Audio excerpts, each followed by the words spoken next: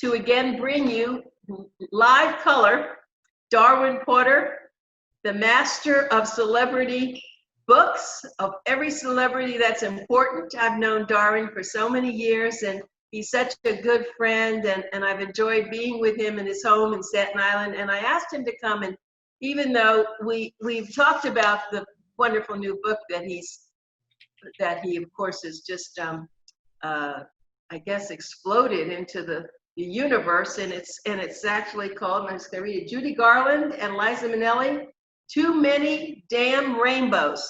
So welcome to our show again, Darwin. By the way, the title of the book came from Judy herself, because I followed her around the world for years. And of course, every concert, Judy, sing Somewhere Over the Rainbow. Actually, the title doesn't include somewhere, it's just Over the Rainbow. And one night, I think Judy was a little intoxicated in New York, and someone called out, Judy, sing Over the Rainbow. And she says, too many damn rainbows. I see. Okay. That's for the time. You knew her, and I know you've talked about it. Where did you meet her, and what did you do with her? I met her on Miami Beach. My mother worked as wardrobe mistress, then called Girl Friday to Miss Sophie Tucker, the queen of Miami Beach. And I heard Judy was coming down, and I adored her for years. And I always rushed over after school to see what celebrity.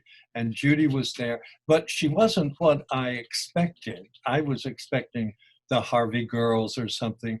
And she was in tears and crying.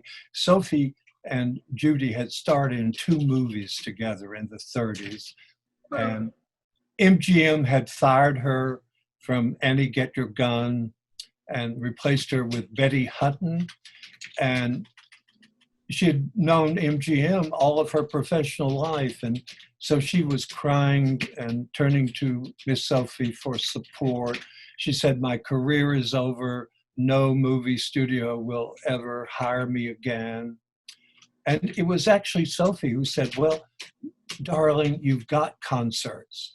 You start giving concerts all over the world, and I swear you'll pack the houses. And okay. Sophie was right, and Judy Garland began her concert years. And I saw most of them. I even went to I saw the last one in Copenhagen that she ever did. But, really? Yeah. Well, see, I worked for the Frommer Guide, so I got to travel all over the world on their dime. So I always, if Judy were appearing in Chicago, I was in Chicago, San Francisco, Miami. Oh, so you followed her around, it sounds like. That's what you did, didn't you? I think she thought I was a stalker. A stalker, right. Well, Anita, you were for celebrities, to find out everything you could find out. Of course. Anita, I want to take a different approach to Judy. Everybody talks about the Wizard of Oz, but I want to, Judy's favorite song, at least for me, was the story of her life, The Man That Got Away. I mean, she sang that almost in every concert because it was almost biographical. And I could talk about the 5 husbands. I can sum them up real quick. David Rose, the composer, spent most of the time in the backyard playing with his trains. He had a little train choo-choo out in the backyard, and she couldn't get him to come to bed. Although he did come to bed once because he made her pregnant, but Louis B. Mayer didn't want Judy to get pregnant. At the time, Wizard of Oz was coming out. That would be bad publicity. So he said, abort the child. And she did. And actually, David had been married to a woman from Miami Beach. Maybe you went there, the 5 o'clock club with Martha Ray. Oh, I remember Martha Ray, yes. Yes, well, that would have been David's. And then Judy married, well, there were a lot of men who got away. I'll cut to the chase real quick. She married Vincent Minnelli, the father of Liza Minnelli. The first time she met him, She said he had on more lipstick than I did. And Okay. she said he spent more time in bed with Gene Kelly than he did with me. And that marriage didn't go too well. And then she married Sid Luft, who turned out to be a womanizer. At least he wasn't gay, he was a womanizer. Yeah, And then well, she sort of gay ended would her be life. better. She What? married a young actor named Mark Herron, but she said the marriage was never consummated. And then she took her third gay husband, Mickey Deans, and she died with him in London. So she didn't do too well with the husbands. Well, let me ask you a question then, because you know, and this isn't just about Judy, because you talk about so many celebrities. Do you know of many of them who've had happy marriages and No, they've been content? Is it impossible? no, there were very, very few. In fact, I'm writing right now a book about Lucille Ball and Desi Arnaz, and their happy marriage was only on television. In fact, often they weren't speaking to each other, except they had to on the I Love Lucy show, you know.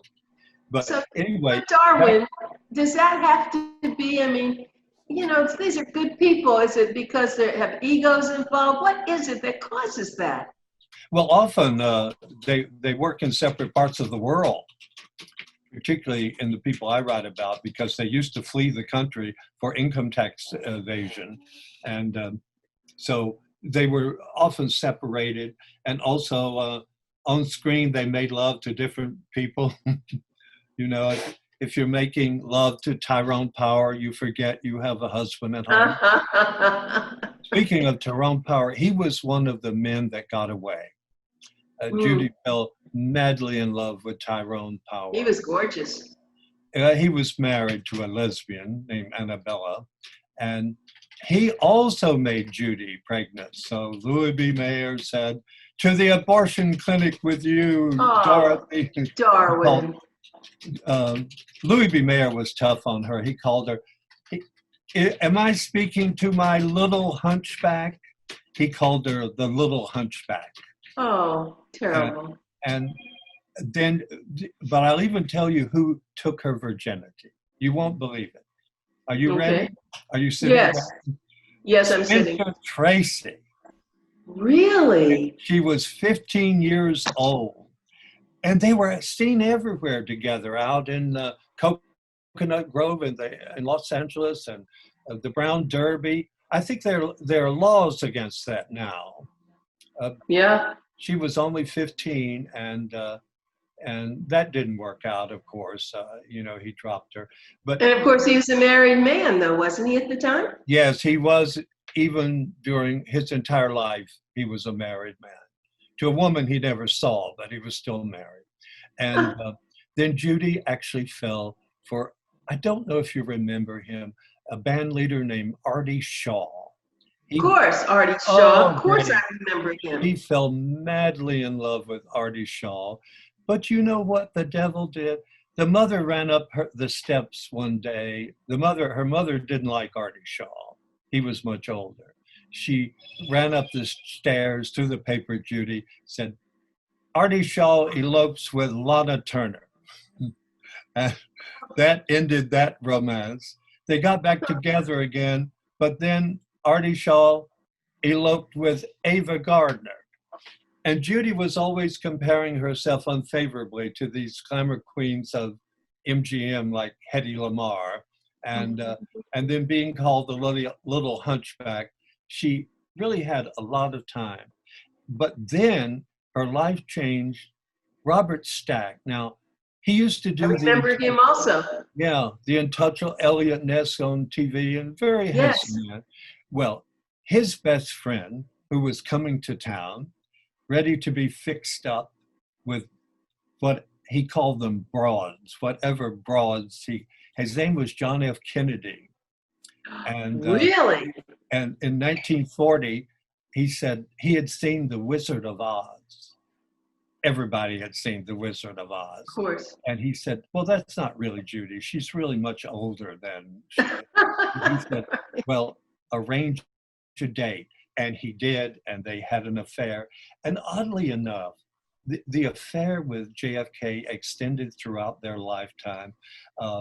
Really? Sometimes when he was feeling threatened by Castro or Khrushchev, he would call Judy and say, "Judy, sing Over the Rainbow to me." And they continued, long after their affair ended, they continued their friendship. But I can. Wait, I have to stop you. I want everybody to know this is Darwin Porter. He is a celebrity writer, lives in Staten Island. He's written, was it 40 books now? It's so many, I don't even know anymore. I have never counted them. I don't count them. But when you talk like this and you know all these things, they really haven't come out, though. A lot of the stuff you talked about, I've never heard before. Well, you're hearing it from me, and do I get hell for it too? But there is another White House connection I have to bring up with Miss Judy. Okay. Rock Brenner, who was the son of Yul Brenner. Now, tell me you remember him. Of course. Rock Brenner at a party one night said, Yul Brenner was my father, and the one woman that he loved was Judy Garland. And really? And that started, no one knew about Yul Brenner, and you don't hear that anywhere.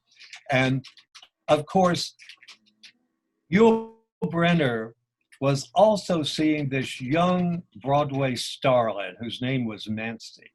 And so even though Judy was the love of his life, when not with Judy, he was with this young Nancy. So one night on Broadway after a show, Judy went backstage and confronted Nancy.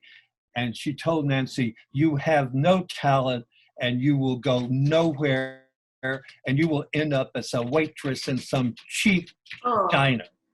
Now we have to cut forward. Nancy's acting career did bomb like Judy predicted.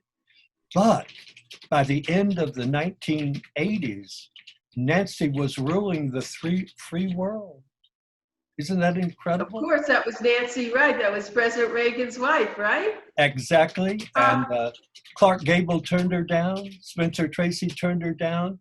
And she met this actor who was, he was doing burlesque. I don't mean he actually took off his clothes, although he had posed nude as a model in 1940. You're talking about Ronald Reagan now, right? Yeah, but back then he billed it Ronald Reagan back then in the early films. And then she did marry him. He wanted to marry Doris Day, but he made Nancy pregnant. And of course, that led to Patty Davis, and he had to break Doris Day's heart. So Nancy did, again, Judy was right predicting her failure as an actress, but well, of course, if you told Judy Garland that Nancy Davis would, and I say that toward the end of Reagan's presidency when his mind began to drift a bit. Yeah. And but was she a good wife? Was that a happy marriage? I think it was. The marriage to Jane Wyman failed terribly. But the one with, it took him a while to get used to Nancy, but she finally took over his life and made it work. Well, good. So that was, but Judy then went on. It was another one disaster after another. She really fell madly in love with Joseph Mankiewicz. Now, he made many famous films. All About Eve with Betty Davis was his most famous film. But he was married, and his wife was in a mental institution. And he decided to stick with his wife and broke Judy's heart. I mean, this man that got away. Then she fell for a guy named Eddie Fisher. However, he was married to Debbie Reynolds. And oh my heavens. Eventually, Judy and Debbie lost Eddie to a woman named Elizabeth Taylor. Right. And so Judy, another man that got away. Actually, Elizabeth Taylor had taken another man from her. His name was Peter Lawford. And Peter Lawford and Judy were in love. And then Elizabeth Taylor came along Elizabeth Taylor, here she's stealing all of Judy's men. And then she fell for a guy named Frank Sinatra. This is so unfair, so unheard of. That's just not fair. That's happened to her. Why couldn't she keep a man? Well, that's another question. But first I had to tell you, Ava Gardner came and took Frank Sinatra. That's the second man, Ava Gardner. So Ava Gardner and Elizabeth Taylor were not friends of Judy's. Well, they had friends on the surface. Okay, that's a hard question you just asked. Okay, answer it. You're good at this. Judy, You know. I love her dearly, but Judy was a mess. She was a total mess. In what way? Well, first she was a drug addict. Oh. She was pill popping all the time, day and night. Oh. If everything were going right for her, she made it wrong. I mean, if an entire room at Madison Square Garden were waiting for her, the whole room filled with people were waiting for her, guess what? Judy would say, "I'm not going on." And why? she did that many times, and also with men, she was very demanding. It was always, "You don't love me. You don't love me." Yeah. Well, maybe they didn't love her. I mean, and once or twice she threw a butcher knife, and men, when that knife goes by your head, it's time to pack the bags. And also, well, first, these men had other commitments. I mean, she didn't have a thing about falling for a man who was single, or if they were single, they were gay. So, poor girl. I mean, yeah. So it sounds like she brought it on herself. I didn't know all that.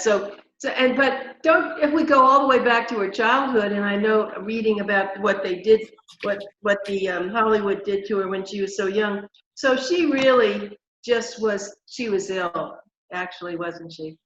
she was Mentally yes, ill. she was. Yeah. But she could be amusing. She had great humor. She had style, and many people bill her as the greatest entertainer in the world. I've been to millions of Frank Sinatra concerts, and they were all excellent. But in Judy, pandemonium broke out. They were hysterical. I mean, she touched a wave in people, and they adored her. But then when the curtain went down, she was a difficult lady. And I said, I'm not taking anything away from her, because I was one of her most loyal fans, but I didn't expect, I can admire a woman who is a mess. I mean, if she's got talent, if she delivers on the screen or the stage, I figure I forgive anyone who has great talent. And Okay, can we jump to Liza, her daughter? Tell me what happened there. What was a troubled relationship? Judy was not Mother of the Year. She also had two other children with Sid Love. A third was aborted, but she had Lorna Love, who's still, and then a son you almost never hear about named Joey. You never hear, he lives in the background. And as I said, she would have had the third one, but they were getting ready to do a movie called A Star is Born. And this deal had been set up, and then suddenly she announces she's 3 months pregnant, and that would have taken over A Star is Born, which was the biggest role. Many film historians think A Star is Born is the best version of that movie ever made, and also Judy's best movie. Now, I know of the 4 versions, I don't know if you saw all 4 versions, but No. I did in Judy's version with James Mason. Oh, during the making of Star is Born, she did have an affair with James Mason, but he had a wife, Pamela, so that didn't work out. There was one man who was not married, and she almost proposed to him. His name was Glenn Ford. Really? I remember Glenn Ford. Really? He had divorced his wife, tap dancing Eleanor Powell, and he was with her about 2 years, and they were really in love. And then one day he said, Judy, darling, I love you, but you're just too much for me to handle. So that's it. I just can't make it. But I'll always love you, Judy. The man that got away. No wonder she put so much feeling into all these men that eluded her. And so her daughter, but she took Liza. care of her daughter, didn't she? Liza? Liza and Judy had a very troubled relationship. Judy had custody of her 6 months out of the year, and in fact, you saw the movie Judy. Sometimes they had to check out of hotels because they were actually homeless, and she did better when she had to go back to her father, Vincent Minnelli. But Judy put her through a rough time, and then something really developed that happens, I guess, in mother-daughters who enter the same profession. Judy, one night at the Talk of the Town in London, Liza Minnelli got more clapping than Judy did. Oh my. If you're a singer and a little upstart comes on and does better than you, maybe Judy wasn't her best that night. And that happened. And one time, it was sort of funny, Liza was doing so well, it was actually like James Mason in a scene in Stars Born where he was drunk and slapped his hand back and knocked her. Judy suddenly went into a song and practically knocked Liza down. She hit her in the face. She didn't mean to. I assume it was. Right. Did they ever sing together? Yes.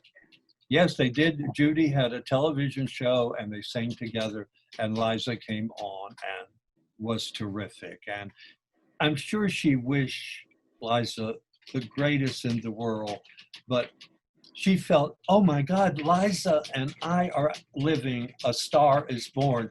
My star is sinking, and Liza Minnelli's star is, I am going to be the has-been that James Mason played in A Star is Born. So you see, there were a lot of mother-daughter conflicts there. And I bring a lot of them out in the book. The book does not. So were you friends with Liza also as you were with Judy? No, I've met her several times, but I think she suspected my loyalty lay with Judy. And of course it did, but I respect and she's a great talent. And she's returned, by the way, to Hollywood. She's living off of her millions now. She sold a Warhol for $3 million. And so she won't go out whole. Liza will go out with me. So Darwin, is it unusual to have the same kind of a talent that a daughter and mother have? Is that done in Hollywood a lot? Very much. Usually that doesn't happen? Very much so. The talent, in fact, Simon & Schuster once asked me to write a book about the child's born to movie stars, like what happened to them, like what happened to Frank Sinatra's children, or what happened to Lana Turner's daughter, of course, who was involved in the famous murder case of the 50s. So just they drew up a list of about 20 stars and who were parents, and they wanted to know what happened to these stars. It's very unusual for a child, male or female, to become like Frank Sinatra Jr., he wanted to be a singing star, and he was, but his daddy worked Las Vegas and he worked Reno, So it's not unheard of, but unusual. I think of Michael Douglas. That was a very good father. That's as you know, I just wrote a book on Kirk Douglas called I know you did. More is Never Enough. And Mike Douglas and Kirk Douglas, that's a rare exception where a son, also, Mike Douglas, not the big legend of Kirk Douglas, but he became a big star in Hollywood. But I found there is still, when you're in the same business, I think Kirk Douglas, it came out in my book, he loved his son going ahead, but it's like, what about me? Have I got left in the stable? I mean, you're a parent. I mean, you never had those, I guess, jealousy conflicts. But and they've even made that into a film. For example, Joan Crawford's most famous film was Mildred Pierce, in which Anne Black steals her husband. Yes.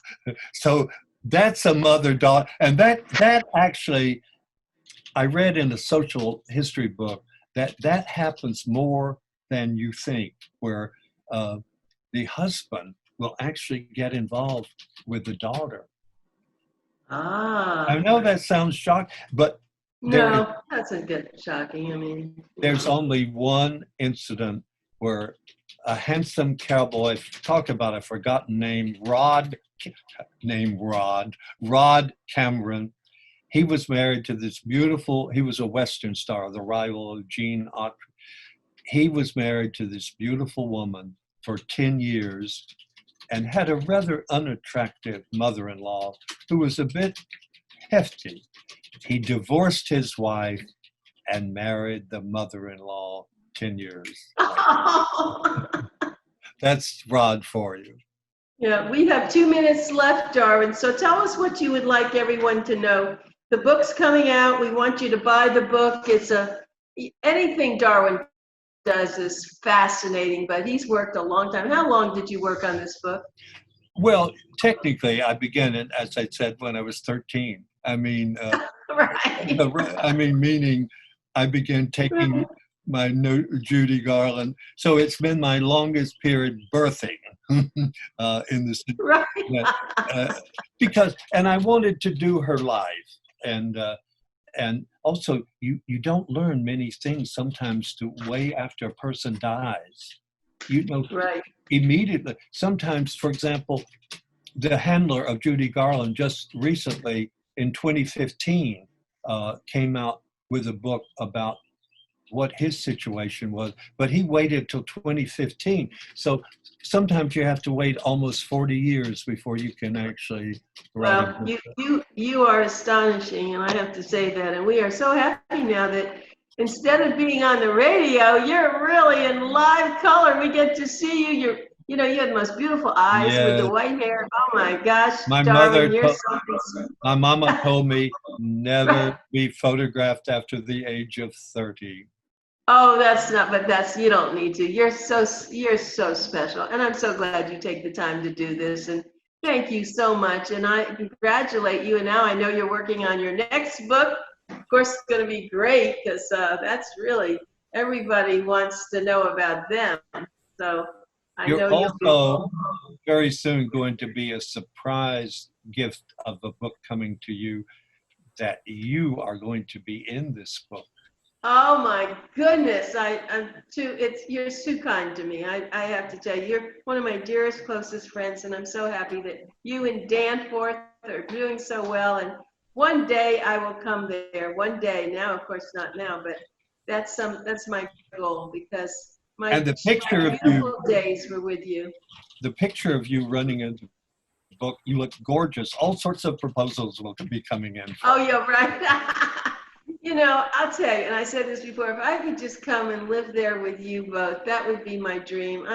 You are so wonderful, Darwin, and thank you for writing the columns and being on the Zoomer TV with us. Oh, speaking of columns, one is on the way to you now. Okay, well, we're going to say goodbye until next time. Goodbye. Thank you again. Goodbye. Goodbye.